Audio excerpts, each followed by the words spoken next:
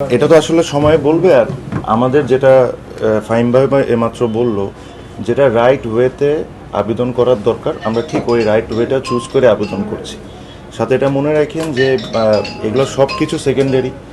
এই ক্লাবগুলা এটার সাথে একমত না দেখেই দেখেন Dhaka league, first division, second division, third division, সামনের প্রিমিয়ার লিগ, এগুলো কিন্তু আনসার্টেন হয়ে আছে। তো এই আলোচনার মধ্যে আমরা সবসময় খেলা যে হচ্ছে না এই জিনিসটা ভুলে যাই। এই ক্রিকেট বোর্ডকে এই জিনিসটারও উত্তর দিতে হবে যে খেলা কেন হচ্ছে না। হ্যাঁ, আপনার 12টা টিম নিয়ে খেলছেন, 8টা টিমে 100-150টা প্লেয়ার। ফার্স্ট ডিভিশনে আলাদাভাবে টুর্নামেন্ট করা হয়েছে, বাট সেকেন্ড ডিভিশনও করা হয়নি, থার্ড ডিভিশনও করা হয়নি। প্রিমিয়ার লিগ যদি খেলা না হয় তাহলে কি হবে? এসব কিন্তু প্রশ্ন করতে হবে, এগুলো জানতে হবে, ওদের উত্তর দিতে হবে। ও কে কী করছে না করছে ওনারা এইসব নিয়ে আপাতত ব্যস্ত। আমি এত ডিটেলসে যেতে চাই না। আমরা রাইট ওয়েতে যেভাবে করে প্রসেস মেনটেন করে যেসব জিনিস করার দরকার আমরা ঠিক ওই ওয়েতে যাচ্ছি। বাংলাদেশ স্পোর্টসে যেটা নতুন স্ট্যান্ডার্ড সেট করার দরকার, যেটা উনি বললেন, আমরা ওইভাবে করে আগানোর চেষ্টা করতেছি। এখানে কোনো জোর জবরদস্তির কিছু না, বিকজ আমরা বিশ্বাস করি আমাদের যে কথাগুলো আছে বা এনাফ প্রুফ যেগুলো আছে ওটা যৌক্তিক। এ কারণে আমরা এই ওয়েতে যাচ্ছি। এর চেয়ে বেশি বেশ অনেক দিন ধরে তো বিসিবির ইলেকশন নিয়ে আমরা বিভিন্ন জায়গায় বিভিন্নভাবে কথা বলে যাচ্ছি।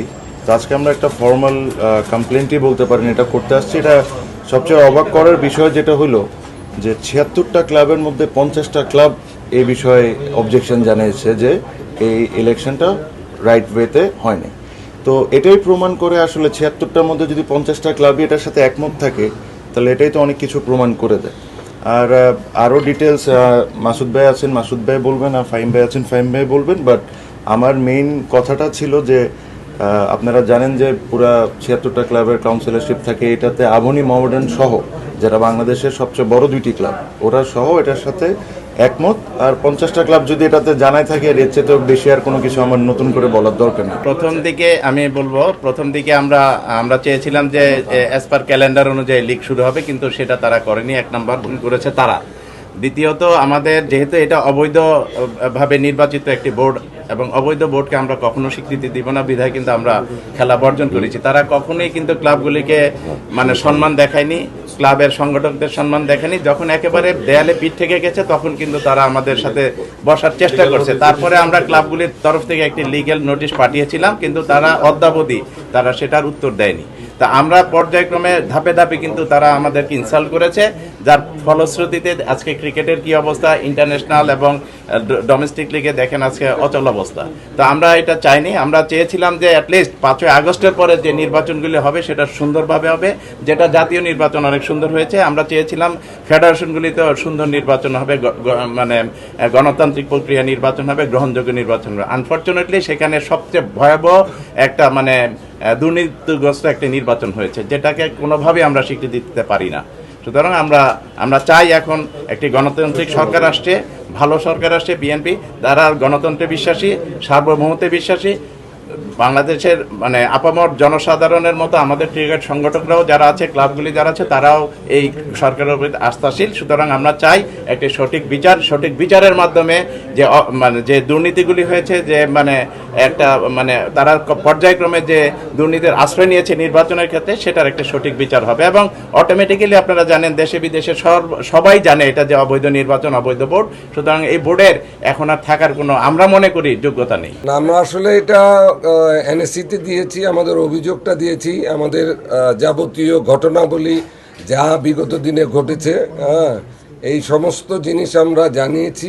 আমরা ওনাদেরকে একটা তদন্তের জন্য আবেদন করেছি। এই তদন্তটা যাতে ওনারা দ্রুত করে, সেই দিকে আর কি। যেহেতু আমরা আসলে খেলার মাঠে ফিরে যেতে চাই, ক্রিকেটটা ক্রিকেটের মাঠে করা। অনেক দিন যাবৎ আমরা আসলে ক্রিকেটের মাঠ থেকে দূরে, আমরা আসলে ক্রিকেটে ফিরে যেতে চাই। যেই কারণে আমরা চাই যে গণতান্ত্রিক প্রক্রিয়ায় এই জিনিসটা হোক। এবং এখন বহু বছর পরে আসলে আমরা আশা করি গণতন্ত্র ফিরে এসেছে এবং সেইভাবেই কাজটা হবে, সেটাই আমরা আশা করি। আমরা আগেও বলেছি যে এই নির্বাচনটা হয়েছে বিগত দিনে, এই নির্বাচনটাকে আমরা বলতে চেয়েছি আগের যে কোনো স্বাধীনতার পরে আগের যে কোনো নির্বাচনকে হার মানিয়েছে, এরকম বন্দোবস্ত হয়েছিল। তা আমরা মনে করি, আমি এখন একটু আগে আপনাদেরকে বলেছি, গণতন্ত্র ফিরে এসেছে 17 বছর 18 বছর পরে। এখন একটা গণতন্ত্রীয় সরকার আছেন এবং আমরা মনে করি this is the right time to talk, এবং এই কারণেই আমরা এই আবেদনটা করেছি। আমরা আশা করি আমরা যেমন সরকারের কাছে ঠিক ওই রকমই বিজ্ঞ আদালতের কাছে আমরা আমাদের এই বিচারটা পাবো। Thank you. জি, আমরা আবেদন করেছি একটা ইন্ডিপেন্ডেন্ট আপনার ইনভেস্টিগেশন বডির জন্য, যেখানে আপনার এনএসসির একজন রিপ্রেজেন্টেটিভ থাকতে পারবে এবং ইনফরমেশনটা কীভাবে হবে এটা সরকার ডিসাইড করবে।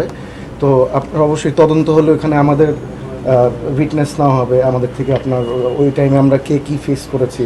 কারণ আপনারা জানেন ওই টাইমে আপনার ওই বোর্ডেরই ভাইস প্রেসিডেন্ট আমি ছিলাম। তো আমি কি ফেস করেছি ভিতরে, মানে ইন্টারনালি আপনার কিভাবে ম্যানুপুলেট করার চেষ্টা করা হচ্ছিল আমার চোখের সামনে, ওইগুলো আমি যেন বলতে পারি। তো আমার মনে হয় ডাকলে এই ব্যাপারগুলো তো আপনি নিশ্চয়ই বলবেন।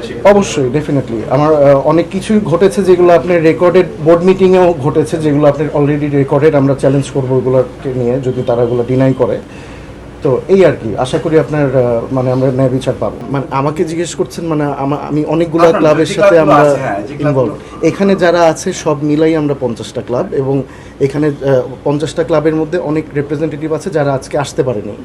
তো আপনি এটা চিন্তা করেন 76টার মধ্যে পাশ করতে কয়টা ভোট লাগে, বা মিনিমাম কাস্ট হতে হয় কয়টা ভোট জোর করে দেওয়ানো হয়েছে।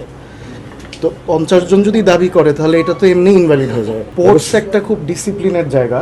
আমরা মনে করি যে আপনার ইলেকশনটা যেভাবে হয়েছে, আমরা যদি সেম ওয়েতে বোর্ডটা ভাঙার জন্য আবেদন জানাই, ব্যাপারটা সঠিক হবে না। আপনার বিসিবি আপনার একটা বড় গোষ্ঠীকে আপনি রিপ্রেজেন্ট করে, বাংলাদেশের স্পোর্টসের একটা খুব গর্বের জায়গা আমাদের। তো এটা আপনার আইনের মাধ্যমে, আইনের প্রক্রিয়া এবং গভর্নমেন্ট আপনার এটা একটা ইন্ডিপেন্ডেন্ট তদন্তের মাধ্যমেই যেন সঠিক বিচারটা